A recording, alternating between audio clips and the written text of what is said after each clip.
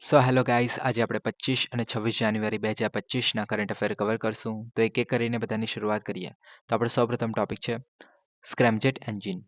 તો તાજેતરમાં સંરક્ષણ સંશોધન અને વિકાસ સંગઠન એટલે કે defence research and development organisation છે તેને પહેલીવાર 120 સેકન્ડ માટે અત્યાધુનિક active cooled scramjet combustor ground test સફળતાપૂર્વક હાથ ધર્યું છે.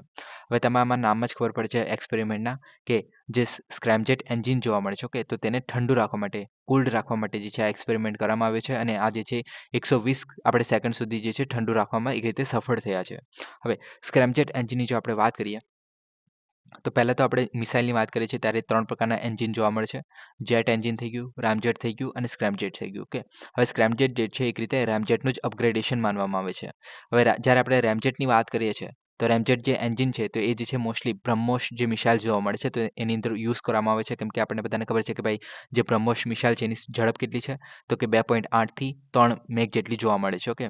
હવે રેમજેટ જે છે એક રીતે આપણે સુપરસોનિક સ્પીડ પર ગતિ કરે છે. હવે સુપરસોનિક સ્પીડ એટલે શું તો કે 1 મેકથી 5 મેક સુધી જે આપણે ગતિ કહીએ છીએ તો તેને આપણે સુપરસોનિક સ્પીડ કહીએ છીએ, ઓકે. હવે આપણે મેક નંબર વિશે પહેલા વાત કરીએ તો તમને વધારે સારી રીતે ખબર પડશે, ઓકે.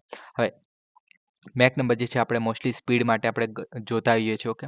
તો મેક નંબર જે છે એ કોને કહેવામાં આવે છે તો કે એ જે છે આસપાસના માધ્યમમાં ધ્વનિની ગતિ અને શરીરની ગતિ એટલે કે અહીંયા જે મિસાઇલની ગતિ છે તો એનો એક રીતે ગુણોત્તર, ઓકે, એટલે કે ઓબ્જેક્ટની સ્પીડ એટલે કે આપણે મિસાઇલની ગતિ અને એના સાપેક્ષમાં જે સ્પીડની ગતિ છે, ઓકે, તે બંનેનો જે આપણે ગુણોત્તર કાઢીએ તો એને કહેવામાં આવે છે મેક નંબર, ઓકે. હવે તમે આમાં જોઈ શકો છો કે ભાઈ પ્રવાહના વેગનો એક રીતે ધ્વનિને રિલેટેડ આપણે એક રીતે ધ્વનિની ઝડપ છે એને સંબંધિત પ્રવાહનો વેગ દર્શાવે છે, ઓકે, એક રીતે એના રિલેશનમાં દર્શાવે છે. હવે આપણને બધાને ખબર છે કે ભાઈ પ્રવાહનો વેગ જે છે એ ધ્વનિની ગતિ સુધી પહોંચે છે અથવા તો તેનાથી વધી જાય તો તેને 1 મેક કહીએ છીએ. એટલે કે જે આપણે સાઉન્ડની સ્પીડ છે, સાઉન્ડની સ્પીડ કેટલી છે તો કે 300 ને આપણે ધ્વનિની ગતિ કેટલી છે તો 343 મીટર પર સેકન્ડ આપણે જે સાઉન્ડ છે તેની ગતિ જોવા મળે છે, ઓકે. તો એ જે છે આપણે ધ્વનિની ગતિ જે છે 343 મીટર પર સેકન્ડ છે, ઓકે. તો આ જે ગતિ છે તેને આપણે 1 મેક તરીકે ગણી શકીએ છીએ, ઓકે. અને આ જે છે એક આપણે શું કહે કે 5 મેક એટલે 1.7 કિલોમીટર પ્રતિ સેકન્ડ આપણે કહી શકીએ છીએ, ઓકે. હવે તમે આમાં જોઈ શકો છો કે ભાઈ સબસોનિક સ્પીડ કોને કહેવાય તો કે 0.8 મેક કરતાં ઓછી હોય તેને સબસોનિક કહેવાશે. 0.8થી 1.3 છે તેને ટ્રાન્સોનિક આપણે સ્પીડ કહેવાશે. સોનિક કોને કહેવાશે તો કે 1 મેક જે સ્પીડ હોય છે તેને આપણે સોનિક કહીએ છીએ, ઓકે. તો આ વસ્તુ યાદ રાખો કે 1 મેક નંબર જે છે તે એક સોનિક માટેનો છે. પછી સુપરસોનિક કોને કહે છે તો 1.3થી 5 જે મેક સ્પીડ હોય છે તેને કહેવાય છે. હાઇપરસોનિક સ્પીડ તો 5 થી 10 મેક જે સ્પીડ છે તેને કહેવાય છે અને હાઇપર વેલોસિટી 10 થી વધારે હોય તેને કહેવામાં આવે છે, ઓકે. હવે આ થઈ ગયું મેક નંબર. તમને ખબર પડી ગઈ કે ભાઈ જે આપણે અત્યારે જે રેમજેટની વાત કરીએ છીએ તો એ જે છે સુપરસોનિક સ્પીડમાં કામ કરે છે, કેમ કે આપણે બ્રહ્મોસ મિસાઇલની વાત કરી તો એ જે છે 2.8થી 3 મેકની સ્પીડ ધરાવે છે, ઓકે. હવે આપણે જે હાઇપરસોનિક મિસાઇલ બનાવવાની જે વાત ચાલે છે તો એ જે છે એના માટે હાઇપરસોનિક મિસાઇલ માટે આપણે સ્ક્રેમજેટ જે એન્જિન છે એ મહત્વનું છે. કેમ કે સ્ક્રેમજેટ એન્જિન જે છે એક રીતે એની જે આપણે થિયોરેટિકલી જે સ્પીડ કહીએ તો એક રીતે આ જે છે 12થી 24 આપણે મેક સ્પીડ કહેવામાં આવે છે જે સ્ક્રેમજેટ એ હાસિલ કરી શકે છે ઇન થિયરીમાં, ઓકે. આપણે અલગ અલગ કન્ડિશન પ્રમાણે જે છે એની સ્પીડ આગળ પાછળ થતી હોય છે, ઓકે. પણ આ વસ્તુ જોવા મળે છે, ઓકે. રેમજેટની પણ સ્પીડ એવું કહેવામાં આવે છે કે ભાઈ એની જે સ્પીડ છે એ 2થી 8 મેક જેટલી જોવા મળે છે, ઓકે. પણ એ જે છે થિયરીમાં જોવા મળે છે, ઓકે. આપણે એકચ્યુઅલમાં જ્યારે એક્સપેરિમેન્ટ કરીએ છીએ તો એ જે છે મોસ્ટલી આપણે સુપરસોનિક સ્પીડમાં ગતિ કરે છે એટલે કે 5 મેક સુધી જે છે એની મેક્સિમમ સ્પીડ આપણે જઈ શકીએ છીએ, ઓકે.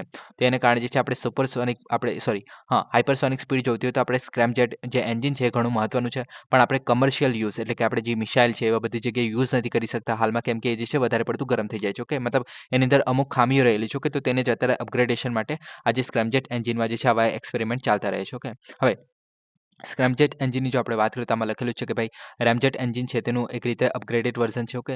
સુપરસોનિક હવા પ્રવાહ અને દહન સાથે થ્રસ્ટ ઉત્પન્ન કરે છે એક રીતે, એટલે કે આની અંદર જે આપણે શું કહે કે દહન થાય છે એ જે છે સુપરસોનિક સ્પીડમાં થતી હોય છે, ઓકે. તો આમાં તમે જોઈ શકો છો. હવે આમાં આપણે પ્રોસિજરની પણ વાત કરીએ તો કેવી રીતના થાય છે એ પણ જોઈ લે. તો કે આમાં શું થશે કે ભાઈ જે હવા છે તે આ બાજુથી આવશે, ઓકે. તો હવા આવશે અને અહીંયા જે છે સૌપ્રથમ એનું કમ્પ્રેશન થશે, ઓકે. બધામાં સેમ જ થશે. અહીંયા કમ્પ્રેશન થશે. આ જે કમ્પ્રેશન ચેમ્બર છે અહીંયા આ જે શરૂઆતનો જે ભાગ છે અહીંયા કમ્પ્રેશન થશે. કમ્પ્રેશન એટલે કે જેટલી પણ હવા આવે છે એક રીતે અહીંયા દબાણ થશે એક રીતે, ઓકે. અને દબાણથી અહીંયા જે છે એન્ટર થશે અને આને કહેવામાં આવશે કમ્બલ્શન ચેમ્બર. આટલો જે વિભાગ છે તેને કમ્બલ્શન ચેમ્બર કહેવામાં આવે છે, ઓકે. હવે આમાં શું થતું હતું રામજેટમાં કે અહીંયા જે છે સુપરસોનિક સ્પીડથી એક રીતે તો દહન થાય છે. સોરી, આ જે છે હા, સોનિક સ્પીડથી અહીંયા દહન થતું હોય છે, જે રામજેટ એન્જિન છે એની અંદર. ઓકે, પણ અહીંયા જે છે એનો આપણે તમે મતલબ આકૃતિમાં જોઈ શકો છો કે ભાઈ એની જે આપણે એક રીતે જે મોડેલ છે, એક રીતે ડિઝાઇન જે છે ચેન્જ કરવામાં આવી છે, જેથી વધારે ઝડપથી આપણે સ્પીડમાં એક રીતે દહન કરી શકીએ, અહીંયા કમ્બન્શન થઈ શકે, જે ફ્યુલ છે તેનું. ઓકે, અને આપણે ઝડપથી એના કારણે શું થશે કે ભાઈ વધારે ઝડપ મેળવી શકે છે. ઓકે, પણ એની કોન્સિક્વન્સીસ છે કે ભાઈ વધારે ગરમ પણ થઈ જાય છે. ઓકે, તે બધું જોવા મળે છે આની અંદર. ઓકે, તો આ તમે મતલબ ડિઝાઇનમાં ચેન્જ જોઈ શકો છો. ઓકે, તો આ રીતે અહીંયા આવશે, પછી અહીંયા કમ્બન્શન થશે અને ત્યારબાદ જે છે અહીંયાથી બહાર નીકળી જશે જે કમ્પ્રેસ્ડ હવા છે તે, અને એનાથી આપણને એક રીતે થ્રસ્ટ મળશે, એક રીતે ધક્કો ઉત્પન્ન થશે. ઓકે, તો થ્રસ્ટ ઉત્પન્ન કરવા માટે જે આવું દહન થવું જે છે જરૂરી છે. જે સુપરસોનિક જે સ્પીડ પર જે છે દહન થશે ત્યારે જ આપણે જે સ્કેમ્પજેટનો જે છે એક રીતે હાઇપરસોનિક સ્પીડ આપણે મેળવી શકીએ છીએ. ઓકે, હવે હાઇપરસોનિક ગતિ એ ગતિ કરે છે. આ થઈ ગયું, તો આપણને બધાને ખબર છે પડી ગઈ કે ભાઈ હાઇપરસોનિક સ્પીડ એટલે કે 5 મેક કરતાં જે વધારે હોય, એટલે કે 5400 કિલોમીટર પ્રતિ કલાકની ઝડપ હોય ત્યારે આપણે જે છે હાઇપરસોનિક સ્પીડ કહી શકીએ છીએ. ઓકે, હવે મેક 5 થી વધુ ઝડપે જે મુસાફરી કરતા અદ્યતન શસ્ત્રો થઈ ગયા. ત્યારબાદ હાલની હવાઈ સંરક્ષણ પ્રણાલીઓ માટે બાયપાસ કરવાની સંભાવના છે. તો એ મતલબ શું કહે કે ભાઈ અત્યારે જે હાલમાં જે અત્યારે યુઝ કરવામાં આવે છે, જેમ જેમ નવા આપણે બનાવતા જઈએ છીએ. ઓકે, તો તેના માટે ઉપયોગી છે. હવે અગ્નિ 5 હાઇપરસોનિક મિસાઇલ પણ બની રહી છે. ઓકે, પછી બ્રહ્મોસ 2 પણ બની રહી છે, જેની આપણે સ્પીડ કહેવામાં આવે છે કે ભાઈ 2 થી સોરી આપણે 5 થી 8 મેક સુધીની જશે. ઓકે, તો એવું બધું કહેવામાં આવી રહ્યું છે. ઓકે, ટેકનોલોજી કયા કયા દેશો પાસે, તો કે યુએસએ છે, રશિયા છે, ભારત છે અને ચીન પાસે છે. ઓકે, તો આ વસ્તુ જોવા મળી રહી છે. આગળ વાત કરીએ તો કે આ જે છે હવા મતલબ આ જે છે ભાગોને ખસેડ્યા વિના સુપરસોનિક ગતિએ દહન કરે છે. ઓકે, તો તમે આમાં જોઈ શકો છો કે ભાઈ જે આપણે બીજા બધા એન્જિન છે તો આમાં જે છે ગિયર્સ ને એવું બધું જોવા મળે છે. ઓકે, તો એને કારણે જે દહન કરવાની જે શક્તિ છે એક રીતે ઘટી જાય છે. ઓકે, તો એને કારણે જે છે આમાં પછી ચેન્જીસ કરવામાં આવે છે. ત્યારબાદ જેટલા પણ મેકેનિકલ જે ભાગ છે એ ઓછામાં ઓછા થઈ જાય અને ઝડપથી આપણે દહન થઈ શકે, તો એના પર ફોકસ કરવામાં આવી રહ્યો છે. ઓકે, ડીઆરડીઓ હેઠળ સંરક્ષણ સંશોધન અને વિકાસ પ્રયોગશાળા. Okay, defence research development lab જે છે, ઓકે, જે ડીઆરડીઓ હેઠળ જ આવે છે, તો એ જે છે એનો વિકાસ કરી રહ્યું છે. ઓકે, હાઇપરસોનિક મિસાઇલ વિકાસમાં સીમાચિહ્નરૂપ છે. ઝડપી નાગરિક હવાઈ પરિવહન જે છે એક રીતે એના માટે મહત્વનું છે. ઓછી કિંમતની ઉપગ્રહ પ્રક્ષેપણમાં પણ ક્ષમતા દર્શાવે છે. ઓકે, તો એ બધા માટે જે છે આ એક રીતે હાઇપરસોનિક સ્પીડ મતલબ આપણે પહોંચી વળવા માટે એક રીતે સ્ક્રેમજેટ જે એન્જિન છે એક રીતે મહત્વનું બને છે. ઓકે, તો આ થઈ ગયું. હવે સ્ક્રેમજેટ અને આપણે રેમજેટ છે એનો ડિફરન્સ પણ જોઈ લઈએ. તો કે આ જે રેમજેટ જે છે એક રીતે સબસોનિક કમ્બન્શનનો ઉપયોગ કરે છે. એક રીતે કમ્બન્શન એટલે કે જે દહન થાય છે તો એ જે છે સબસોનિક સ્પીડમાં થશે, જે રેમજેટ છે તેની અંદર, અને સ્ક્રેમજેટ છે એની અંદર સુપરસોનિક સ્પીડમાં થશે. ત્યારબાદ સ્પીડ રેન્જ જે છે થિયોરેટિકલી જોઈએ તો આપણે 1 થી 6 મેકની સ્પીડ જોવા મળે છે, જ્યારે સ્ક્રેમજેટની કહીએ તો 12 થી 24 મેક સુધી જોવા મળે છે. જ્યારે આપણે પ્રેક્ટિકલી જ્યારે આપણે યુઝ કરીએ છીએ તો રેમજેટની સ્પીડ જે છે ઓલમોસ્ટ આપણે 5 મેક કરતાં ઓછી જોવા મળતી હોય છે. ઓકે, અને સ્ક્રેમજેટની જે આપણી સ્પીડ છે તેમાં જે છે મોસ્ટલી આપણે 8 મતલબ 8 તો અત્યારે કહી રહ્યા છીએ કે 8 થી 12 જે છે એક રીતે પહોંચી શકશે. ઓકે, ત્યારબાદ સુપરસોનિક ઝડપે જે છે શ્રેષ્ઠ કામ કરતું હોય છે આ જે આપણે રેમજેટ એન્જિન છે. ઓકે, તેને કારણે આપણે બ્રહ્મોસ મિસાઇલ જે છે અત્યારે સુપરસોનિક ઝડપે કામ કરે છે 2.8 થી 3 મેકની સ્પીડ પર. ઓકે, અને સ્ક્રેમજેટ એન્જિન જે છે હાઇપરસોનિક ઝડપે જે છે એક રીતે કામ કરશે, જે બ્રહ્મોસ 2 જે મિસાઇલ બનાવી રહ્યા છે તેની સ્પીડ એક રીતે આપણે 5 થી 8 જે છે એક રીતે કહેવામાં આવી રહી છે. ઓકે, તો આ થઈ ગયું આપણું સ્ક્રેમજેટ એન્જિન. ઓકે, હવે નેક્સ્ટ ટોપિકની આપણે વાત કરીએ. સુકન્યા સમૃદ્ધિ યોજના. તો આ વર્ષે સુકન્યા સમૃદ્ધિ યોજના છે એના 10 વર્ષ જે છે પૂરા થઈ રહ્યા છે, જે પરિવારોને તેમના દીકરીઓના ઉજ્જવળ ભવિષ્યમાં રોકાણ કરવા, સમાવેશ કરવા અને પ્રગતિને સંસ્કૃતિને પ્રોત્સાહન આપવા માટે પ્રોત્સાહિત કરે છે. હવે સુકન્યા સમૃદ્ધિ યોજનાની જો આપણે વાત કરીએ તો એની શરૂઆત જે છે 2015માં બેટી બચાવો બેટી પઢાઓ જે અભિયાન હતું એના હેઠળ કરવામાં આવેલી. અધિકૃત બેંકો અથવા તો ભારતીય પોસ્ટ એટલે કે જે આપણું ટપાલ જો જોવા મળે છે, પોસ્ટ ઓફિસે જોવા મળે છે, તો તેની અંદર વાલીઓ જે છે એના દ્વારા ખાતું ખોલી શકાય છે. છોકરીઓના બચત ખાતું ખોલી શકાય છે છોકરીઓ માટે. પાત્રતાની વાત કરીએ તો કે આની અંદર જે ભારતીય નાગરિકો થઈ ગયા, જે વાલીઓ છે એ પણ ભારતીય નાગરિક હોવા જોઈએ, જે વ્યક્તિ છે જેના માટે આપણે ખાતું ખોલવામાં આવી રહ્યું છે એ પણ ભારતીય નાગરિક હોવો જોઈએ, તો તે જે છે ખોલી શકે છે. 10 વર્ષ કરતાં ઓછી ઉંમરની જે છોકરીઓ છે એમના માતા પિતા અથવા તો જે કાનૂની વાલીઓ છે તે જે છે એમના માટે ખાતું ખોલી શકે છે. દરેક છોકરી માટે એક ખાતું હશે અને દરેક પરિવાર માટે વધુમાં વધુ 2 ખાતા હશે. એટલે કે એવું માની લો કે ભાઈ એક જે પરિવાર છે એની અંદર 3 છોકરીઓ જોવા મળે છે, તો એમાં બંને 3 માંથી ગમે તે 2 વ્યક્તિ માટે જે છે 2 છોકરીઓ માટે જે છે આપણે ખાતું ખોલી શકાય છે. એનઆરઆઈ પાત્ર નથી આની અંદર, એટલે કે નોન રેસિડેન્શિયલ ઇન્ડિયન છે આની અંદર પાત્ર નથી. આગળ વાત કરીએ તો કે આની અંદર વિશેષતાની વાત કરીએ તો કે ન્યૂનતમ 250 જેટલી આપણે શું કહે કે ડિપોઝિટ કરી શકાય છે. એટલે કે મિનિમમ જે છે 250 રૂપિયા દર મહિને જે છે આની અંદર ડિપોઝિટ કરવા જ પડશે. મહત્તમ 1.5 લાખ પ્રતિ વર્ષ. ઓકે, એટલે કે 1.5 લાખ તમે ડિપોઝિટ કરી શકો છો પણ એક વર્ષમાં. ઓકે, અને ત્યારબાદ અનુગામી થાપણો જે છે 100ના ગુણાંકમાં હોવી જોઈએ. ઓકે, એટલે કે માની લો કે ભાઈ તમારે જે છે 250 છે, ત્યારબાદ તમે 2500 થઈ ગયા, ત્યારબાદ 25,000 થઈ ગયા, તો એવી રીતે જે છે 100ના ગુણાંકમાં જે છે તમે ડિપોઝિટ કરી શકો છો. કાર્યકાળની વાત કરીએ તો 21 વર્ષમાં પરિપક્વ થશે અને આની અંદર જે છે પ્રથમ 15 વર્ષ માટે યોગદાન આપવાનું રહેશે. ઓકે, એટલે કે 15 વર્ષ સુધી જે છે પેરેન્ટ્સ અથવા તો જે વ્યક્તિ છે તો આની અંદર જે છે એક રીતે જે ડિપોઝિટ છે એટલે કે રૂપિયા જે છે દર મહિને જે છે આની અંદર ડિપોઝિટ કરતા રહેશે. ઓકે, અને આ જે છે 21 વર્ષે પરિપક્વ થશે એટલે કે 15 વર્ષે તમે મતલબ ડિપોઝિટ કરવાનું બંધ કરી દીધું, 15 વર્ષ પૂરા થઈ ગયા ત્યારબાદ પણ એની અંદર જે છે પરિપક્વતા સુધી જે છે સરકાર દ્વારા વ્યાજ આપવામાં આવતું રહેશે. ઓકે, જેટલા રૂપિયા મતલબ ખાતામાં છે એ પ્રમાણે. ઓકે, હવે આમાં જે છે મોસ્ટલી ચક્રવૃદ્ધિ વ્યાજ મળે છે. ઓકે, અને સરકાર દ્વારા ત્રિમાસિક ધોરણે જે જાહેર કરેલા દર હોય છે તો એ તેના આધારે મળે છે. એટલે કે ચક્રવૃદ્ધિ વ્યાજના જે દર ત્રિમાસિક ધોરણે જે બહાર પાડવામાં આવતા હોય છે તો તે પ્રમાણે જે છે વ્યાજ મળતું રહે છે. ઓકે, છોકરીઓ જે છે 18 વર્ષ પછી જે છે પોતાનું ખાતું જે છે એક રીતે ઓપરેશન કરી શકે છે, હેન્ડલ કરી શકે છે. ઉપાડની વાત કરીએ તો આમાં જે છે 18 વર્ષ પછી જે છે છોકરીઓ જે છે ઉપાડ કરી શકે છે અને એની અંદર બીજો આપણે 10મું ધોરણ જો પાસ કર્યું હોય ત્યાર પછી પણ એક રીતે એના માટે મંજૂરી આપવામાં આવે છે ઉપાડ માટેની. ઓકે, હવે આમાં જે અમુક શરતો છે કે ભાઈ શિક્ષણ માટે હોય તો તમે 50% જે બેલેન્સ છે એ ઉપાડી શકો છો અને લગ્ન માટે હોય તો 100% બેલેન્સ છે ઉપાડી શકો છો. ઓકે, એ 18 વર્ષ પછી ઉપાડી શકાય છે. ઓકે, ત્યારબાદ બીજું શું છે તો કે થાપણદારના મૃત્યુ અથવા તો મતલબ જે છોકરીનું જે એક રીતે જે ખાતું હતું તે એમનું જો મૃત્યુ થઈ જાય તો એના કિસ્સામાં જે છે અમુક આપણે શું કમ્પન્સેશન એવું બધું આપી શકાય છે આની અંદર. ઓકે, હવે કરના લાભો પણ જોવા મળે છે જેમ કે આવકવેરા કાયદાની જે કલમ 80 છે એના હેઠળ કર મુક્તિ છે. એટલે કે જે શું કહે કે રોકાણ કરેલી જેટલી પણ રકમ છે એના પર જે વ્યાજ મળે છે અને પાકતી મુદ્દત છે એટલે કે ટોટલ જે છેલ્લી રકમ હશે તે બધી જે છે એક રીતે કરમુક્ત હશે, ઇન્કમ ટેક્સથી એક રીતે છૂટી હશે. ઓકે, મતલબ આવકવેરા કાયદાની જે કલમ 80 છે એનાથી મુક્ત હશે. ઓકે, તો આ થઈ ગયું આપણું જે સુકન્યા સમૃદ્ધિ યોજના. નેક્સ્ટ ટોપિકની આપણે વાત કરીએ ફોરએવર કેમિકલ્સ. તો યુરોપિયન કમિશન આવશ્યક ઔદ્યોગિક ઉપયોગો માટે મુક્તિ સાથે ઉપભોક્તા ઉત્પાદનોમાં PFAS એટલે કે પર એન્ડ પોલીફ્લોરો આલ્કલાઇન સબસ્ટન્સ જે છે અથવા તો કાયમી રસાયણ એટલે કે ફોરએવર કેમિકલ્સ છે એના ઉપયોગ પર પ્રતિબંધની દરખાસ્ત કરવા માંગે છે. ઓકે, એટલે કે આપણે ઔદ્યોગિક ઉપયોગો માટે તો આપણે યુઝ કરી શકાય પણ ઉપભોક્તા એટલે કે જે આપણે અલગ અલગ જગ્યાએ યુઝ થાય છે જે ફોરએવર કેમિકલ્સ છે કઈ જગ્યાએ યુઝ થાય છે તો કે તમે જોઈ શકો છો કે ભાઈ જે સૌંદર્ય પ્રસાધનો કોસ્મેટિક્સ થઈ ગયા, નોનસ્ટિક પેન થઈ ગયું જેમાં તમે ઓમ્લેટ્સને જે આપણે સ્ટીક નથી થતું ખાવાનું કે ચોંટતું નથી તેમાં યુઝ કરી શકાય છે. એરક્રાફ્ટમાં વિન્ડ ટર્બાઇન્સ થઈ ગયા, પછી પેઇન્ટ થઈ ગયું, રેનકોટ થઈ ગયું, ફાયર ફાઇટિંગ ફોર્મ્સ થઈ ગયા, પછી કોસ્મેટિક થઈ ગયું, ફોટોગ્રાફી થઈ ગયું, પેસ્ટિસાઇડ્સ થઈ ગયું, માઇક્રોવેવ પોપકોર્નના બેગ્સ થઈ ગયા, પછી સ્ટેન રેઝિસ્ટન્ટ જે ફર્નિચર થઈ ગયું, ફાસ્ટ ફૂડના પેકિંગ થઈ ગયા. તો એવા બધામાં જે છે ફોરએવર કેમિકલ્સનો ઉપયોગ થાય છે અને એ અલ્ટિમેટલી આપણા ફિશના છે આપણા શરીરમાં જાય છે જે આપણને નુકસાન કરે છે. ઓકે, હવે ફોરએવર કેમિકલ્સની જો આપણે વાત કરીએ તો એની વ્યાખ્યા શું છે તો કે પરફ્લોરો આલ્કલી અને પોલીફ્લોરો આલ્કલીન. ઓકે, તો આના કારણે જે છે બનતા હોય છે ફોરએવર કેમિકલ્સ. ઓકે, અને એ પદાર્થો જે છે ઝેરી છે, માનવ સર્જિત છે અને જોખમી રસાયણો છે એક રીતે. ઓકે, લાંબા સમય સુધી જે છે પર્યાવરણમાં રહેતા હોય છે એને કારણે એને ફોરએવર કેમિકલ્સ કહેવામાં આવે છે. કે ફોરએવર એટલે કે હંમેશા માટે રહેશે. હવે આનો ઉપયોગ જે છે ઉત્પાદન અને ઉપયોગ દરમિયાન જે છે માટી, પાણી અથવા તો હવામાં સ્થળાંતરિત કરી શકે છે. એને કારણે શું થાય છે કે આપણા માનવ શરીરમાં જે આપણે માછલીઓના શરીરમાં, પ્રાણીઓના શરીરમાં જાય છે એને કારણે પ્રજનન ક્ષમતામાં ઘટાડો થયો છે, બાળકોમાં વિકાસલક્ષી અસરો જોવા મળે છે, હોર્મોનલ વિક્ષેપ જોવા મળે છે, કોલેસ્ટ્રોલના સ્તરમાં વધારો થયો છે, કેન્સરનું જોખમ વધ્યું છે. તો આ બધા આપણે પ્રોબ્લેમ્સ જોવા મળી રહ્યા છે.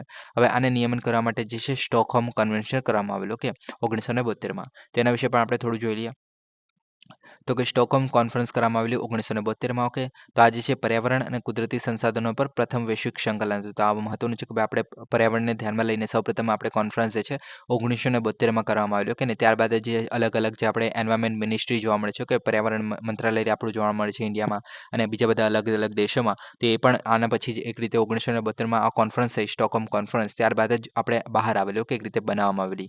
હવે આમાં જે ઇન્દિરા ગાંધી હતા તેમણે કીધેલું કે ભાઈ one cannot be truly human and civilized unless one looks upon not only the fellow man but all creations with the eye of a friend. એટલે કે ફક્ત આપણે જે બાજુમાં મતલબ બીજા બધા દેશોના જે મનુષ્ય છે તેમને નથી જોવાના પણ જે બીજા બધા ક્રિએશન છે એટલે કે આપણા પક્ષીઓ થઈ ગયા, પ્રાણીઓ થઈ ગયા, માછલીઓ થઈ ગયા, તો એવા બધાને પણ એક રીતે ફ્રેન્ડ તરીકે જોવાના છે, મિત્ર તરીકે જોવાના છે. ઓકે, હવે આમાં જે છે આને જે છે સૌપ્રથમ સ્વીડિશ પહેલ તરીકે પણ ઓળખવામાં આવે છે. ઓકે, સ્વીડન દ્વારા પ્રસ્તાવિત કરવામાં આવેલી અને આની થીમ હતી માત્ર એક પૃથ્વી. ઓકે, ઓનલી વન અર્થ જે છે એક રીતે નામ મતલબ થીમ હતી આની. ઓકે, હવે સ્ટોકહોમ ઘોષણાની વાત કરીએ તો વિકાસ, ગરીબી અને પર્યાવરણ વચ્ચેના આંતર સંબંધો પર ધ્યાન મૂકવામાં આવેલો. એટલે કે ત્રણ વસ્તુને એકબીજા સાથે કેવી રીતે સાથે લઈને ચાલી શકાય. ઓકે, તો તેના પર ફોકસ કરવામાં આવેલું. ઓકે, ત્યારબાદ બીજું શું છે તો કે માનવ પર્યાવરણ માટે કાર્ય યોજના બનાવવામાં આવેલી, કે વૈશ્વિક પર્યાવરણના મૂલ્યાંકન કાર્યક્રમ કરવા, પર્યાવરણની વ્યવસ્થાપન પ્રવૃત્તિઓ કરવી, રાષ્ટ્રીય અને આંતરરાષ્ટ્રીય મૂલ્યાંકન અને વ્યવસ્થાપન માટે સમર્થન આપવું. ત્યારબાદ પરિષદના 3 પરિણામો આવેલા, તો કે એકબીજામાંના જે પર્યાવરણ અથવા તો રાષ્ટ્રીય અધિકારો ક્ષેત્રોની બહાર વિસ્તારોને નુકસાન ન પહોંચાડવાના કરારો, એટલે કે આપણે જે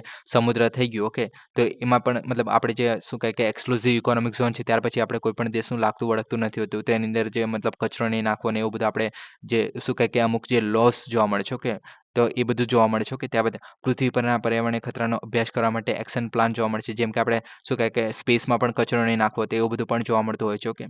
ત્યારબાદ આંતરરાષ્ટ્રીય સહયોગ માટે યુનાઇટેડ નેશન એન્વાયરમેન્ટ પ્રોગ્રામ જે છે, યુએનઈપી જે આપણે કહીએ છીએ, એની પણ આની સ્થાપના કરવામાં આવેલી. આ જે સ્ટોકહોમ કન્વેન્શન થયું હતું ત્યારબાદ જ, ઓકે. બીજું શું છે, તો કે પર્યાવરણીય મુદ્દાઓનું વૈશ્વિક કાર્યસૂચિમાં પ્રવેશ લાયક રીતે, ઓકે. સરકારી ફ્રેમવર્કમાં ચેન્જીસ આવેલા, જેમ કે 1972 સુધી કોઈ પણ દેશમાં જે છે પર્યાવરણ મંત્રાલય નહોતું. આજે જે છે 176 દેશોમાં પર્યાવરણીય માળખા કાયદા જોવા મળે છે. 150 દેશોમાં બંધારણમાં જ એક રીતે પર્યાવરણ સંરક્ષણના અધિકારો જોવા મળે છે. 164 દેશોમાં પર્યાવરણ સંરક્ષણ માટે કેબિનેટ સ્તરની સંસ્થાઓ જોવા મળે છે, જેમ કે આપણે એનજીટીની વાત કરી લઈએ, ઓકે, નેશનલ ગ્રીન ટ્રિબ્યુનલ થઈ ગઈ. પછી 1972 પછી પર્યાવરણ મુદ્દાઓને હેડલાઇન્સ બનાવવામાં આવેલી ન્યૂઝમાં, ઓકે. ત્યારબાદ ઘણા વર્તમાન પર્યાવરણીય સંમેલનો છે, એ પણ આ જે છે મૂળ સ્ટોકહોમ ઘોષણાથી જ આપણે એક રીતે અ, બહાર આવેલા છે, ઓકે.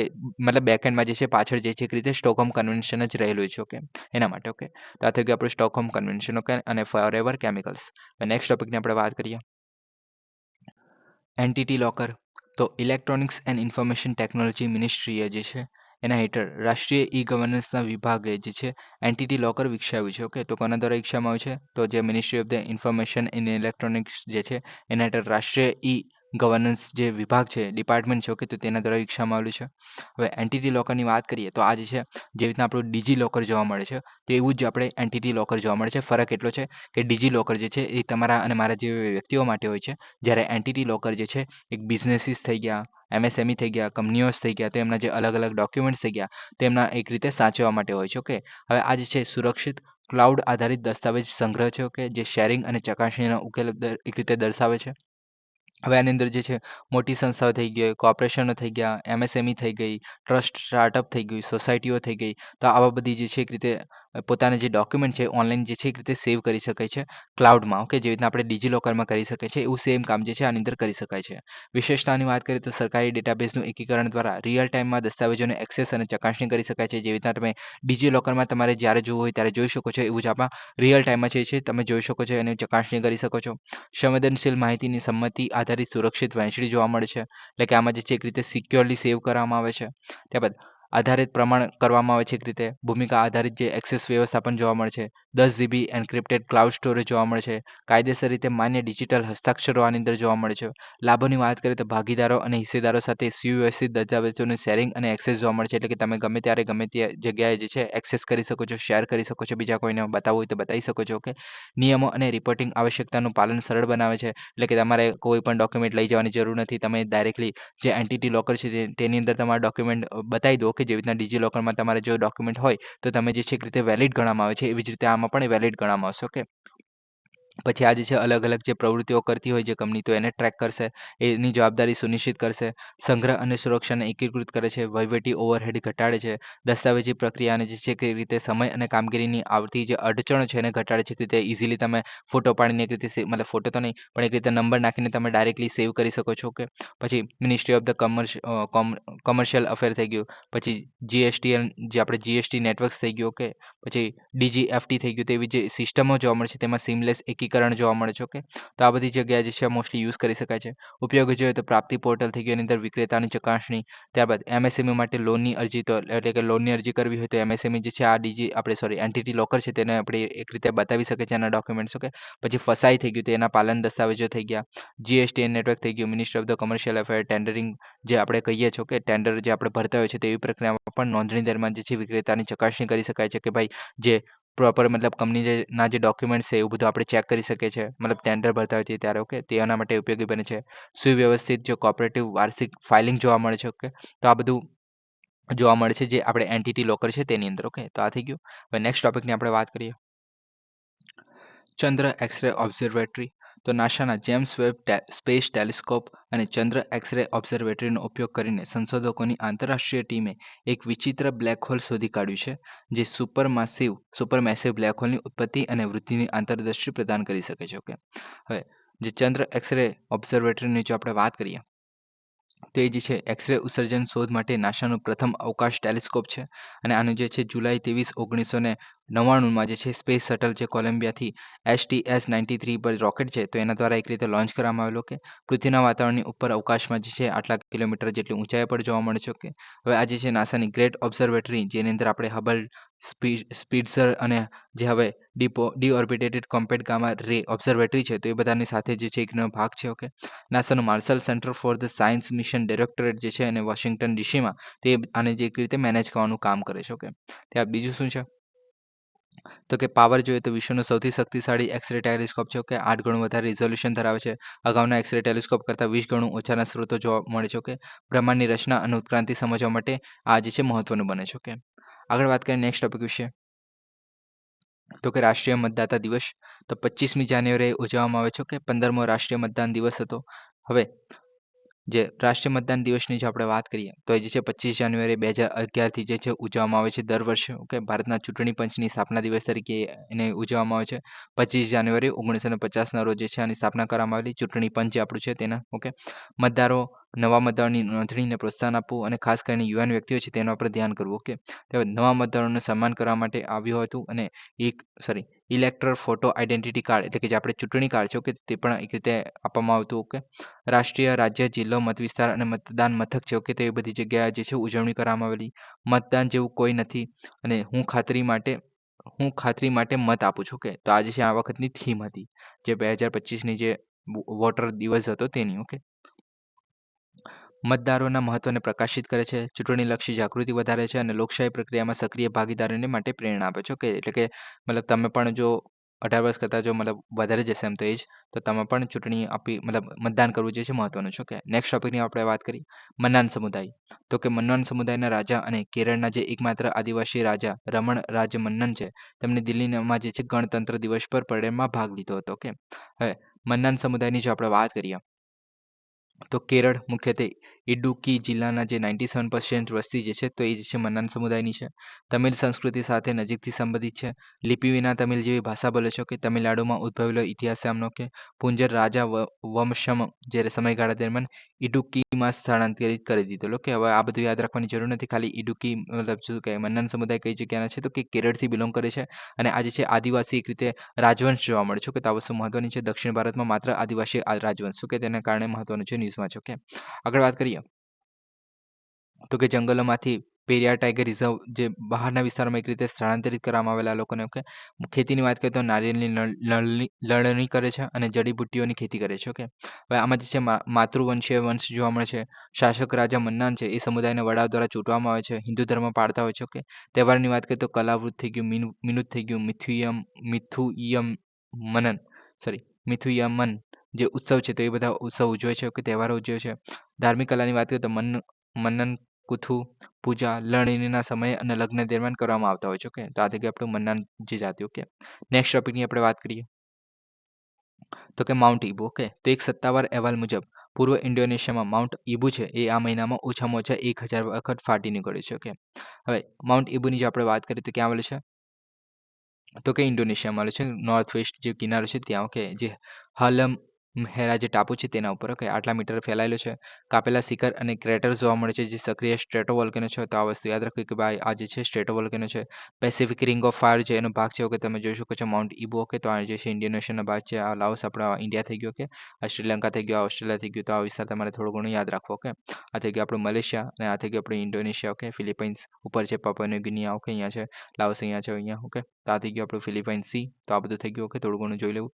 હવે વારંવાર ફાટી નીકળવું, જેમાં લાવાના પ્રવાહ થઈ ગયા, રાખના પુલ્સ થઈ ગયા, પાયરોક્લાસ્ટિક જે મટીરિયલ્સ કહે છે, તો એ બધું આની અંદર નીકળતું હોય છે. ઓકે, હવે જ્વાળામુખીના પ્રકારની જો આપણે વાત કરીએ તો એ જે છે મોસ્ટલી આપણે 4 પ્રકાર જોવા મળે છે. કે કેવી રીતે, તો કે કદ કેવું છે અને તે કેવી રીતે ફૂટે છે એના આધારે. ઓકે, 4 પ્રકારના આપણે વાત કરીએ તો એમાં સૌપ્રથમ છે આપણો શિન્ડર કોન્સ. ઓકે, તે સૌપ્રથમ છે સિન્ડર કોન્સ, તો એ જે છે વિસ્ફોટકના વેન્ટમાંથી છૂટક જ્વાળામુખીના કાટમાળમાંથી નીકળે છે. સૌથી નાનો પ્રકારનો અને ઢાળવાળી બાજુઓ જોવા મળે છે. ઓકે, હવે આ જે જ્વાળામુખી છે સિન્ડર કોન્સ જે છે સૌથી નાનો છે, સ્મોલેસ્ટ છે. ઓકે, સિંગલ વેન્ટ જોવા મળે છે. ઓકે, હવે આની અંદર જે છે મોસ્ટલી પાયરોક્લાસ્ટિક મટીરિયલ જોવા મળે છે, જે બેસાલ્ટિક અને એન્ડેસેટિક મટીરિયલ છે એનાથી બનેલું હોય છે. ઓકે, લાવા જે છે વહેતા વગરનો એટલે કે ખડકો ધરાવે છે અને ગેસ ફાટી નીકળે છે, એટલે કે આ જે છે દૂર મતલબ ધડાકા સાથે નીકળશે ઓલરેડી. ઓકે, અને દૂર સુધી ફેલાશે. ઓકે, અને એની અંદર ધુમાડા પણ હશે અને ખડકો પણ હશે. ઓકે, જે પાયરોક્લાસ્ટિક મટીરિયલ છે તે પણ હશે. ઓકે, હવે આનું જો ઉદાહરણની વાત કરીએ તો મેક્સિકોમાં જે પેરીક્યુટિન થઈ ગયું, પછી સનસેટ ક્રેટર એરિઝોના થઈ ગયું, તેવા બધા જગ્યા જે છે જોવા મળે છે. ઓકે, ત્યારબાદ આની હાઇટ જે છે મેક્સિમમ 400 મીટરથી ઓછું ઊંચું હોય છે. ઓકે, તો આ વસ્તુ તમે યાદ રાખી શકો છો કે ભાઈ જે સિન્ડર કોન્સ છે એક રીતે 400 મીટર જેટલું ઊંચું જોવા મળે છે. Okay, maximum. તો આ થઈ ગયું આપણું સિન્ડર કોન્સ. ઓકે, માત્ર એક જ વાર ફૂટી શકે છે. ઓકે, હવે નેક્સ્ટ આપણે જે સિન્ડર કોન્સ થઈ ગયું, હવે આપણે નેક્સ્ટ આપણે સંકુચ જ્વાળામુખી તો સ્ટ્રેટોવોલ્કેનો. ઓકે, તો લાવા, રાખ અને જ્વાળામુખીના ખડકોના સ્તરોથી બનેલો હોય છે. ઓકે, તો આ બધા સ્તરો લાવા, રાખ અને જ્વાળામુખીના સ્તરોથી બનેલો હોય છે. મોટા સમપ્રમાણ અને બેહદ બાજુવાળું જોવા મળે છે. ઓકે, મોસ્ટલી જે છે 1 કિલોમીટર જેટલું ઊંચું પણ જોવા મળે છે. ઓકે, કેટલાક કિલોમીટર સુધી ઊંચું હોઈ શકે છે. ઓકે, તો વસ્તુ યાદ રાખવી. ત્યારબાદ આ જે છે એન્ડેસેટિકથી રાયલોટિક જે મટીરિયલ્સ આની અંદર જોવા મળે છે, એટલે કે ખડકો અને જે આપણે પ્રકાર છે તેની વાત કરવામાં આવી રહી છે. ઓકે, ઓછા હોય છે, વારંવાર સિન્ડર કોન્સ કરતાં વધુ વિસ્ફોટક હોય છે. ઓકે, એટલે કે આ જે છે ઓછા ફૂટતા હોય છે પણ વારંવાર ફૂટી શકે છે એક રીતે, પણ સિન્ડર કોન્સ જેટલું આપણે વિસ્ફોટક નથી હોતું. ઓકે, તમે મતલબ જોઈ શકો છો આપણે ફિગરમાં પણ કે ભાઈ જે આમાં જે છે દૂર સુધી ફેલાતા હતા. ઓકે, સિન્ડર કોન્સમાં જ્યારે આપણે કમ્પોઝિટ એટલે કે સ્ટ્રેટોવોલ્કેનોની વાત કરીએ છીએ તો એ જે છે નજીકમાં જ પડતા હોય છે. ઓકે, અને ધુમાડો તો આની અંદર પણ નીકળશે. ઓકે, ફ્લુમ્સ તો આની અંદર પણ હશે. ઓકે, એક્ઝામ્પલની વાત કરીએ તો જાડા લાવા અને ખડકો ફૂટે છે આની અંદર. ઓકે, હવે એક્ઝામ્પલની વાત કરીએ તો જાપાનમાં માઉન્ટ ફુજી થઈ ગયું, યુનાઇટેડ સ્ટેટમાં માઉન્ટ સેન્ટ હેલેન્સ થઈ ગયું, પછી મેનમાં ફિલિપાઇન્સ થઈ ગયું. ઓકે, ફિલિપાઇન્સમાં મેન થઈ ગયું. ઓકે, તો આ બધા જે છે એના સંયુક્ત જ્વાળામુખીના પ્રકાર છે. ઓકે, ત્યારબાદ નેક્સ્ટ છે સીલ્ડ જ્વાળામુખી. ઓકે, તો આની અંદર જે છે પ્રવાહી બેસાલ્ટિક લાવા પ્રવાહથી બનેલો હોય છે. તો આ વસ્તુ યાદ રાખવી કે ભાઈ બેસાલ્ટિક લાવા હોય છે. ઓકે, હવે મોટા, પહોળા અને સૌમ્ય ઢળાવ જોવા મળે છે. ઓકે, તો મોટા હોય છે, પહોળા હોય છે એક રીતે. ઓકે, લાંબા મતલબ ફેલાયેલા હોય છે એક રીતે. ઓકે, અને સૌમ્ય ઢળાવ હોય છે. ઓકે, લાંબા ફેલાયેલા હશે એટલે કે એની ઢાળ પણ જે છે ઓછી જોવા મળશે. ઓકે, તમે જોઈ શકો છો ભાઈ કિલોમીટર સુધી, કેટલા કિલોમીટર સુધી ફેલાયેલા હોય છે કે પહોળાઈ જે છે 100 કિલોમીટર સુધી હોઈ શકે છે. ઓકે, તો તમે સમજી શકો છો.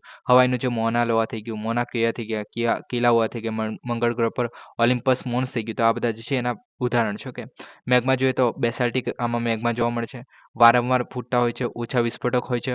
વિસ્ફોટક નથી જોતા ઓલમોસ્ટ એક રીતે વહીને મતલબ ધીમે ધીમે બહાર નીકળશે અને પછી ધીમે ધીમે એક રીતે શું કે મધ કેવી રીતના ફેલાય છે તો એ રીતે ફેલાતો હોય છે. ઓકે, તો આવી તમે જોઈ શકો છો આની અંદર. ઓકે, પ્રવાહી લાવા ફૂટે છે આની અંદર. ઓકે, બેસાલ્ટિક જોવા મળે છે એના વિશે પણ જોઈશું. એસિડિક અને બેસાલ્ટિક જે આપણે પ્રવાહ છે લાવા છે તેના વિશે. ઓકે, લાવા ડોમ્સ તો આ જે છે એક રીતે નાના હોય છે, બેહદ બાજુવાળા ટેકરા જોવા મળે છે, કેમ કે આ જે છે ચીકણું લાવા ધરાવે છે. ઓકે, ચીકણું લાવા હોય છે એને કારણે શું થશે કે ભાઈ એની ઉપર જે છે એક રીતે અહીંયા એક પછી એક રીતે દિવાલની જેમ જે છે એકની ઉપર એક જે છે પથરાતું જાય છે મેગ્મા છે, એને કારણે જે છે એની ઊંચાઈ જે છે એ રીતે વધતી રહે છે. ઓકે, હવે આને સામાન્ય રીતે જે છે 500 મીટરથી ઓછું જ ઊંચું હોય છે. ઓકે, માઉન્ટ સેન્ટ હેલેન્સ જે છે આનું એક રીતે ઉદાહરણ છે. રાયોલિટિક અને ડેન્સિટિક આની અંદર આપણે મેગ્મા કોમ્પોઝિશન જોવા મળે છે, સામાન્ય રીતે મોટા વિસ્ફોટકના સંદર્ભમાં હોય છે. ઓકે, હવે વિસ્ફોટન તો થાય છે પણ એટલું બધું નથી થતું. ઓકે, સામાન્ય વિસ્ફોટન જોવા મળે છે. ઓકે, અત્યંત ચીકણા લાવા ધીમા સ્ત્રાવ ધીમે ધીમે નીકળે છે. ઓકે, તો આ થઈ ગયું આપણું જે લાવા ડોમ્સ. ઓકે, તો આ થઈ ગયા. હવે જે લાવા નીકળે છે એની અંદરથી તો એના પણ બે પ્રકાર છે, એસિડિક લાવા અને બેઝિક લાવા. તો એસિડિક લાવા જે છે એની અંદર શું હોય છે તો સ્નિગ્ધતાની વાત કરે છે તો ઉચ્ચ સિલિકા સામગ્રી જોવા મળે છે, એને કારણે અત્યંત ચીકણું હોય છે. ઓકે, હવે આ જે છે એક રીતે હળવા રંગમાં જોવા મળે છે, કેમ કે આની અંદર સિલિકા વધારે જોવા મળે છે. ઓકે, અને આયન ઓછું જોવા મળે છે, લોખંડ આની અંદર ઓછું જોવા મળે છે એને કારણે. ઓકે, એસિડિક લાવા સામાન્ય રીતે સંયુક્ત શંકુ જ્વાળામુખી છે એમાંથી નીકળતા હોય છે. ઓકે, આપણે જોયું અત્યારે જ. પછી તે જે છે મતલબ સંયુક્ત શંકુ જ્વાળામુખી એટલે કે જે આપણે કોમ્પોઝિટ વોલ્કેનો છે તે. ઓકે, તે ઘનતા પહેલા મતલબ શું કહે કે બહુ દૂર સુધી નથી વહેતા. ઓકે, ઢાળવાળા શંકુ બનાવે છે એક રીતે. હવે એસિડિક લાવા ફાટી નીકળવું, વિસ્ફોટ હોઈ શકે છે, જે જ્વાળામુખી બોમ્બ અથવા તો પાયરોક્લાસ્ટિક પ્રકાશન તરફ દોરી શકે છે. ઓકે, એટલે કે આ જે છે વિસ્ફોટક હોય છે. ઓકે, એક રીતે. ત્યારબાદ એન્ટીસેટિક લાવા પ્રવાહ જે છે ઘણીવાર એસિડિક હોય છે અને વિનાશક સીમાઓ સાથે થાય છે. ઓકે, તો આ થઈ ગયું. નેક્સ્ટ આગળ વાત કરીએ બેઝિક લાવાની, તો કે એ જે છે એસિડિક લાવાની સરખામણીમાં બિનચૂકણું હોય છે, કે રીતે વહેતું હોય છે. કે જે આપણે બેઝિક લાવા જે કહીએ છીએ કે જે લાંબા અંતર સુધી વહેતા હોય છે. ઓકે, લાવા જે છે ઘાટા રંગમાં જોવા મળે છે, કેમ કે આની અંદર જે સિલિકા જે છે એક રીતે રેતી ઓછી જોવા મળે છે, એટલે કે ગ્લાસ જેવું આપણે મટીરિયલ જે છે ઓછું હશે એને કારણે. અને આની અંદર જે છે આયર્ન અને મેગ્નેશિયમ જે છે વધારે હોય છે અને સિલિકાનું પ્રમાણ ઓછું હોય છે, એને કારણે જે છે આનો રંગ જે છે ઘાટા રંગ હોય છે. ઓકે, તે જે છે શિલ્ડ જ્વાળામુખીમાં જોવા મળે છે, જે લાંબા આપણે જોઈ લો કે ભાઈ 100 કિલોમીટર સુધી પણ ફેલાયેલો હોય છે. ઓકે, તો તેમાં બેઝિક લાવા જોવા મળે છે. ઓકે, મૂળભૂત લાવા જે છે ઘનતા પહેલા લાંબા અંતર સુધી વહી જાય છે, જેને કારણે હળવા બાજુવાળો શંકુ બને છે. ઓકે, બેસાલ્ટિક લાવા જે છે મૂળભૂત લાવાનો સામાન્ય પ્રકાર છે. તો આ થઈ ગયું. હવે જે પેસિફિક રિંગ ઓફ ફાયર છે આમાં તમે જોઈ લો, આપણે અત્યારે જોયું કે ભાઈ જે આપણે જે જ્વાળામુખી છે તે અહીંયા આપણે ઇન્ડોનેશિયામાં આવેલું છે, તો ઇન્ડોનેશિયા પણ એક રીતે જે પેસિફિક રિંગ ઓફ ફાયર છે એનો જ ભાગ છે. ઓકે, હવે આની અંદર તમે જે જોઈ શકો છો ભાઈ સેંકડો જ્વાળામુખી જે ધરતીકંપના સ્થળો છે તો એની એક રીતે તાર જોવા મળે છે, એક રીતે હાર જોવા મળે છે. ઓકે, હવે આ જે છે અર્ધવર્તુળાકાર અથવા તો ઘોડાની નાળ જેવું જોવા મળે છે, આટલા કિલોમીટરમાં ફેલાયેલું છે. ઓકે, હવે આ જે છે રિંગ ઓફ ફાયરમાં અલગ અલગ જે ટેક્ટોનિક પ્લેટ જોવા મળે છે, જેમ કે આપણે પેસિફિક પ્લેટ થઈ ગઈ. ઓકે, જુઆન દે ફુકા પ્લેટ થઈ ગઈ, નોર્થ અમેરિકન પ્લેટ થઈ ગઈ, પછી એશિયન પ્લેટ થઈ ગઈ અહીંયા, પછી આપણે ફિલિપાઇન્સ પ્લેટ થઈ ગઈ, પછી આપણે ઓસ્ટ્રેલિયન પ્લેટ થઈ ગઈ. તો એકબીજાની વચ્ચે નીચે જતી હોય છે. ઓકે, જે શું કહે કે યુરેશિયન પ્લેટની વાત કરીએ તો એની નીચે જે છે પેસિફિક પ્લેટ જે છે એ યુરેશિયન પ્લેટ છે એની નીચે જતી હોય છે. પછી આ બાજુ નોર્થ અમેરિકન પ્લેટ છે એની નીચે જતી હોય છે. પછી અહીંયા જે છે કરેબિયન પ્લેટ છે, પછી નાસ્કા પ્લેટ છે એની નીચે જતી હોય છે. ઓકે, તો આ બધી જે છે એક રીતે એકબીજાની નીચે જતી હોવાને કારણે જે છે મોસ્ટલી જોવા મળે છે. ઓકે, મતલબ નીચે ને ઉપર મતલબ એ રીતે જે છે જ્વાળામુખી ફૂટતા હોય છે એને કારણે કે કેમ કે અનસ્ટેબલ છે આ જગ્યા. ઓકે, પછી Eurasian, North American, Juan de Fuca plate થઈ ગયું, કોકસ થઈ ગયું, કેરેબિયન થઈ ગયું, નાસ્કા થઈ ગયું, એન્ટાર્ટિકા, ભારતીય, ઓસ્ટ્રેલિયન થઈ ગયું, ફિલિપાઇન્સ થઈ ગયું. તો આ બધા પ્લેટનો સમાવેશ થાય છે એની અંદર. પછી અલગ અલગ દેશ જેમ કે યુએસએ થઈ ગયું, Indonesia, Mexico, Japan, Canada, Guatemala, Russia, Chile, Peru, Philippines સહિત 15 દેશોમાં જે છે આ જોવા મળે છે. ઓકે, તો આ થઈ ગયું આપણું જ્વાળામુખી. ઓકે, હવે નેક્સ્ટ ટોપિકની આપણે વાત કરીએ, વિક્ટોરિયા તળાવ. તો ઉત્તર અમેરિકા અને કેન્યાના સંશોધકોની આંતરરાષ્ટ્રીય ટીમે કેન્યાના લેક વિક્ટોરિયાના વિનમ ગલ્ફમાં સાયનોબેક્ટેરિયાનું આનુવંશિક સર્વે પૂર્ણ કર્યું છે. ઓકે, હવે વિક્ટોરિયા તળાવની વાત કરીએ તો પહેલાં તમે જોઈ શકો છો ભાઈ આપણે ગઈકાલે જ કેન્યાની વાત કરી હતી, જેમાં આપણે લેક નેવાસા કરીને આપણે જોઈ લો. ઓકે, ત્યારબાદ આજે છે લેક વિક્ટોરિયા જોઈએ તો આપણે કેન્યાની બાજુમાં છો કે એક રીતે યુગાન્ડા અને તંઝાનિયા. ઓકે, તો આ 3 દેશો વચ્ચે એક રીતે આપણે બોર્ડર ધરાવે છે કે 3 દેશો વચ્ચે લેક વિક્ટોરિયા જે છે આવેલું છે. ઓકે, વિશ્વનું બીજા ક્રમનું સૌથી મોટું તાજા પાણીનું તળાવ છે. પૂર્વ આફ્રિકામાં તાન્ઝાનિયા, યુગાન્ડા અને કેન્યાથી સરહદે આવેલું છે. ઓકે, વિક્ટોરિયા ન્યાઝા કહેવામાં આવે છે કેન્યામાં, નાલુ બાલે કહેવામાં આવે છે યુગાન્ડામાં અને યુકેરેવે કહેવામાં આવે છે તાન્ઝાનિયામાં. ઓકે, સફેદ નાઇલ જે નદી છે એનો આપણે એક રીતે સ્ત્રોત છે, વ્હાઇટ નાઇલ જે આપણે કહીએ છીએ કે તે જે છે અહીંયાથી નીકળે છે. ઓકે, તાજા પાણીની સૌથી મોટી માછીમારીને ટેકો આપે છે. ઓકે, હવે સફેદ નાઇલ અને આપણે 2 પ્રકારની નાઇલ મતલબ નાઇલ નદી જે છે એક જ છે એમ તો, પણ વ્હાઇટ નાઇલ અને બ્લુ નાઇલ છે. ઓકે, જે એક રીતે વ્હાઇટ નાઇલ જે છે એક રીતે લેક વિક્ટોરિયામાંથી નીકળે છે અને બ્લુ નાઇલ જે છે એક રીતે આ તમે જોઈ શકો છો ભાઈ લેક તાને છે. ઓકે, જે આપણે ઇથોપિયામાં આવેલું છે. ઓકે, તો ત્યાંથી નીકળે છે. ઓકે, હવે સીડ તો તમને યાદ હશે કે જે આપણે સીડ એટલે કે જે હોર્ન ઓફ આફ્રિકા છે તો તે વિશે તમને ખબર જ હોવી જોઈએ. ઓકે, હવે તમારે મને કહેવાનું છે કે ભાઈ જે હોર્ન ઓફ આફ્રિકા છે એમાં કયા કયા દેશો આવેલા છે. ઓકે, તમે જોઈ શકો છો ભાઈ વ્હાઇટ નાઇલ અને જે બ્લુ નાઇલ. ઓકે, તો આ બંને જે નાઇલ નદી જે છે આગળ જઈને પછી આપણે મેડિટેરિયન એટલે કે ભૂમધ્ય સમુદ્રમાં જે છે એક રીતે વહી જાય છે. ઓકે, ઇજિપ્તમાંથી પસાર થઈને. તો આ થઈ ગયું. રેડ સી તો તમને ખબર છે, લાલ સમુદ્ર ક્યાં આવેલું છે તો એ બધું તમને ખબર જ હશે. ઓકે, આગળ વાત કરીએ તો આપણે આ જોઈ લીધું છે. ઓકે, ત્યારબાદ સાયનો હબ તો વિનમ ગલ્ફ છે એમાં હાનિકારક શેવાળ ખીલે છે. ઓકે, આપણે વિનમ ગલ્ફ જે છે એ જોવાનું રહી ગયું કઈ જગ્યાએ છે તો તમે જોઈ શકો છો કે ભાઈ કેન્યામાં જે છે આ વિનમ ગલ્ફ જે છે અહીં આવેલું છે. ઓકે, આગળ વાત કરીએ તો કે બ્લૂમ બનાવવામાં સાયનોબેક્ટેરિયા બાયોસિન્થેટિક જનીન ક્લસ્ટરનો ઉપયોગ કરીને અનુકૂલન કરે છે. એક રીતે સાયનોબેક્ટેરિયા જે છે એક રીતે બાયોસિન્થેટિક જનીન એક રીતે મતલબ શું કહે કે મલ્ટીપ્લાય થવાનું કામ કરતા હોય છે. કે સર્વાઇવલ વ્યૂહરચના આની એવી જોવા મળે છે. હવે જે આપણે સાયનોબેક્ટેરિયાની વાત કરીએ તો પ્રકાશ સંશ્લેષણ બેક્ટેરિયા અથવા તો વાદળી લીલ શેવાળ જે છે એને એક તરીકે પણ ઓળખવામાં આવતું હતું. કે પાણીને લીલું વાદળી અથવા તો લીલું અથવા તો ભૂરા લીલા તરીકે પણ કરી નાખે છે. કે તમામ તળાવોમાં જોવા મળે છે મોસ્ટલી. ઓકે, ઇકોસિસ્ટમનો કુદરતી ભાગ છે. ઉચ્ચ પોષક તત્વોના શેવાળના મૂળનું કારણ બને છે એક રીતે.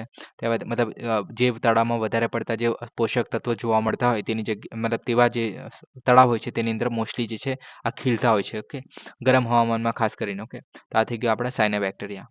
હવે નેક્સ્ટ ટોપિકની આપણે વાત કરીએ ધનોરી વેટલેન્ડ યોજના. તો નેશનલ ગ્રીન ટ્રિબ્યુનલની મુખ્ય બેન્ચે તાજેતરમાં ઉત્તર પ્રદેશ સરકારની 4 અઠવાડિયાના જે ધનોરી વોટર બોડીઝ વેટલેન્ડ છે એના તરીકે સૂચિત કરવાની સ્થિતિ રેકોર્ડ પર મૂકવાનો નિર્દેશ આપ્યો હતો. ઓકે, હવે તમારે મને એ કહેવાનું છે કે ભાઈ નેશનલ ગ્રીન ટ્રિબ્યુનલ છે એનું જે મુખ્ય હેડક્વાર્ટર ક્યાં આવેલું છે અને બાકીના જે બ્રાન્ચ છે બીજી જગ્યાએ કઈ જગ્યાએ આવેલી છે. ઓકે, હવે ધનોર વેટલેન્ડ યોજનાની જો આપણે વાત કરીએ તો કે ગ્રેટર નોઈડા જે છે એમાં આવેલું છે ઉત્તર પ્રદેશમાં એક રીતે તમે જોઈ શકો છો ભાઈ. આ આપણે ઉત્તર પ્રદેશ જોવા મળે છે ગ્રેટર નોઈડામાં, અહીંયા આવેલું છે. ઓકે, તો આ થઈ ગયું આપણું. ઓકે, આગળ વાત કરીએ તો યમુના નદીથી 15 કિલોમીટર એક રીતે યમુના નદીના બેસિનમાં જોવા મળે છે પૂરના મેદાનોમાં. ઓકે, સંવેદનશીલ સારા સ્ક્રીન છે તો એના માટે જે છે મુખ્ય સ્થળ છે તેના માટે મહત્વનું છે. ઓકે, બીજી બધી પ્રજાતિઓ જેમ કે ટીલ થઈ ગયું, મેલાડ થઈ ગયું, તો એ બધું જોવા મળે છે. ઓકે, બર્ડ લાઈફ ઇન્ટરનેશનલ દ્વારા જે છે મહત્વપૂર્ણ પક્ષી વિસ્તાર તરીકે આને જોવામાં આવે છે.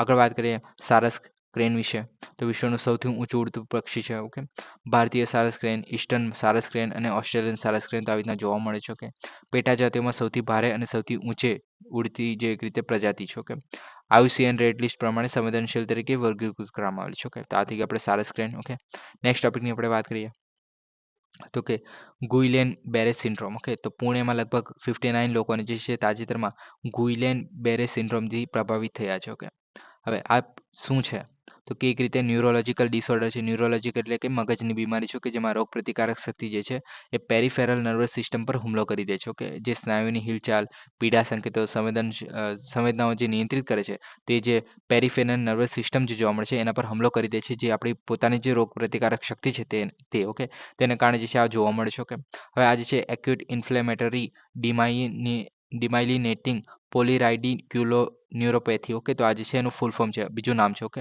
સામાન્ય રીતે 30 થી 50 વર્ષના વયના લોકોને અસર કરે છે. ઓકે, ઘણીવાર વાયરલ બેક્ટેરિયલ ચેપ થઈ ગયો, રસીકરણ થઈ ગયું, મોટી શસ્ત્રક્રિયા એટલે કે કોઈ આપણે સર્જરી એવું કંઈ કરાવી હોય, રોગ મતલબ ત્યારે જે છે રોગ પ્રતિકારક શક્તિ જે છે અતિ સક્રિય બની જાય છે અને આ વસ્તુ જોવા મળે છે. ઓકે, નેક્સ્ટ વાત કરીએ તો કે આ જે છે અજાણ્યો તાવ, જેના પછી જે છે નબળાઈ અને નર્વસ સિસ્ટમ પર સંબંધિત લક્ષણો જોવા મળે છે. ઓકે, ટૂંકની નબળાઈને લઈને શ્વાસને અસર કરતા ગંભીર લકવો પણ જોવા મળે છે આની અંદર. ઓકે, આનો કોઈ પણ પ્રકારનો ઈલાજ નથી.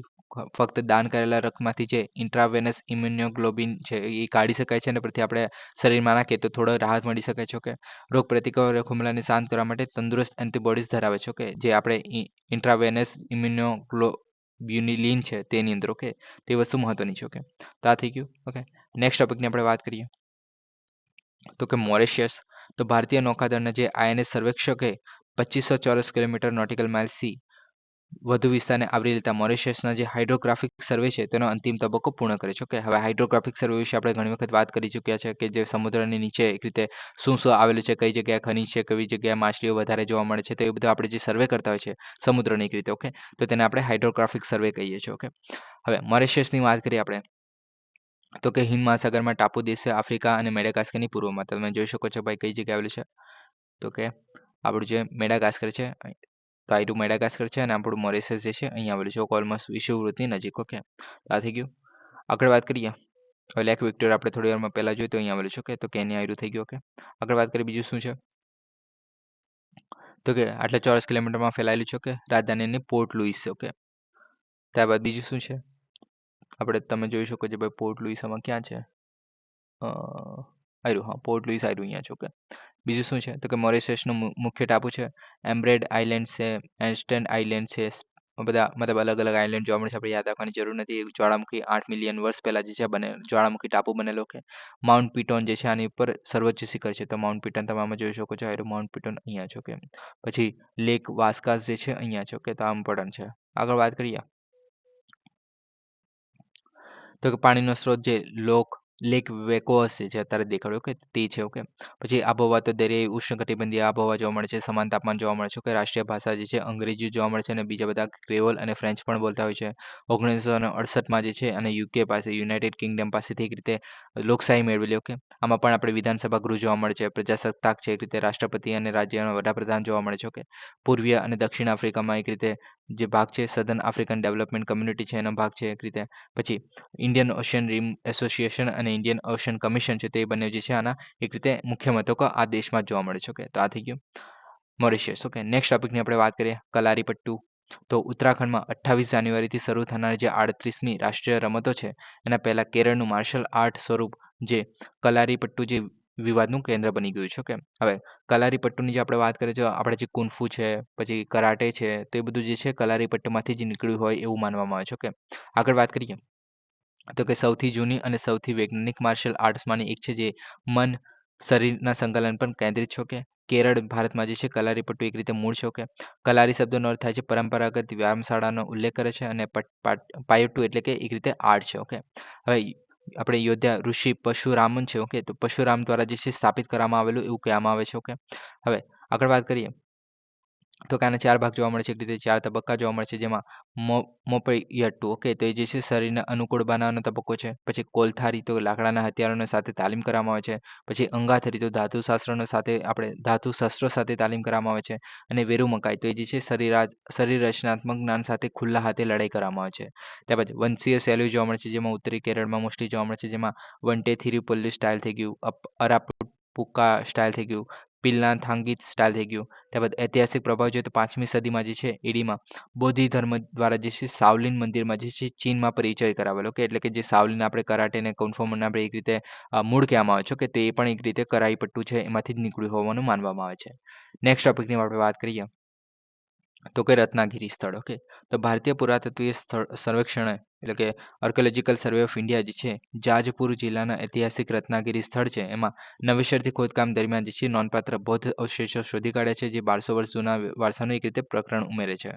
હવે રત્નાગીરીની વાત કરીએ તો ક્યાં આવેલું છે, તો તમે જોઈ શકો છો રત્નાગીરી અહીંયા છે. ઓકે, તો રત્નાગીરી જે છે ભુવનેશ્વર ઓડિશામાં આવેલું છે. ઓકે, આગળ વાત કરીએ તો બિરુપા અને બ્રાહ્મણી નદી છે એની વચ્ચે છે.